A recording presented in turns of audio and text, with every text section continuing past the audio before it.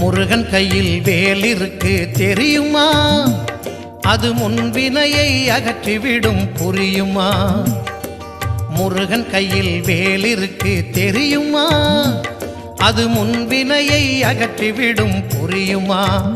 வேலை வணங்கி வந்தால் கிடைக்கும் பலன் கொஞ்சமா? தாளை பணிந்து விட்டால் விதியும் நம்மை மிஞ்சுமா? வேலை வணங்கி வந்தால் கிடைக்கும் பலன் கொஞ்சமா?